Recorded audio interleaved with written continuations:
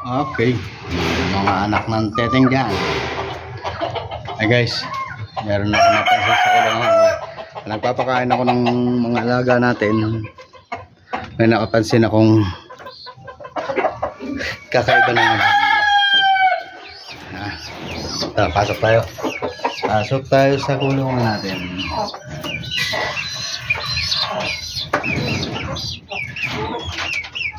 Okay guys, meron akong napansin. Bago na naman to. Ano? Mapapansin nyo, andun si Una sa si Dos, tapos yung bago nilang anak. Andiyan. Antin natin. Andiyan yung dalawa. Ang pinakita natin noong nakaraan na alaga natin.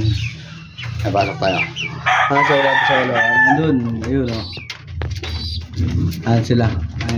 Apat sila dyan o. Ayan. Ayos guys. Meron ako napansin. Kasi yung isang ibon natin doon, ayun si Kirat. Ayan si Kirat. Tapos andun yung asawa na sa taas. Andun sa taas yung isang blue bar, yung pares niya. Napansin nyo lang guys, meron itlog dito sa ilalim. Kasi may itlog sila sa taas. Yan. Tignan na taakatin ko. Yep. Yan guys. Akatin natin. Ayun. May napisa na naman. Ayan. Ayan o. Ayan guys. May napisa dalawa. Ayan yung ama. Yung ama ay kalimlim sa kanila. Ayan guys. Bago na naman nating ibon. Ayan. Diba o. Okay. Ayan sila o. Ayan dalawa. Dalawa na naman yan. Okay. Ayun guys, meron na naman tayong dalawa dito sa taas na alaga. Ayun si Kirat.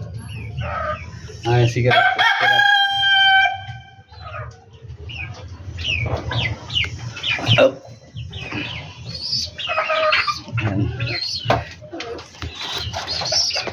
Ayun kasi napansin ko meron pisang itlog. May pisang itlog. Ayun pala, napisa na yung mga itlog ni Kirat tsaka nung isang bloober na pares niya. Diba? Then nandito yung dalawa. Meron na naman tayong bagong ala. Hintayin palalakihin. Ngayon yung dalawang young bird. Young bird din yung dalawa na yun eh. Yan. Ang dalawa na yan.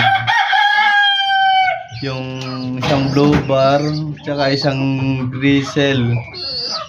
Ang grisel yung nakatayo na to, grisel. Tapos yun, blue bar din yun. Young bird din natin yun, young bird. Pero yung mga yun, pinakakawala ko na rito sa kulungan kasi nga medyo malaki na sila, kaya na lang kumain, kaya na lang lumipad. Ayan. Ang dalawang young bird na yun, inan na natin, pinakawalan natin dito sa loob ng kulungan natin. Kaya yung dalawa, yung dito, yung dalawa hindi pa. Ayan. Ayan guys. Hindi pa natin sila pinakakawalan kasi andyan o. Sila hindi pa pwede kasi nga, ayun, nakita nyo naman ng nakaraan, pinost ko rin naman sa bata pa sila, sinusubukan pa ng ama't ina. Ayun guys, bago tayo nga antayin dun sa taas, nandun sa taas, bago na nating alaga Yan guys. Meron na naman tayong aalagaan. Oh. Meron na naman may mag-aantay na naman dyan sa ating mga young bird. Okay, thank you. Thank you mga anak ng teteng.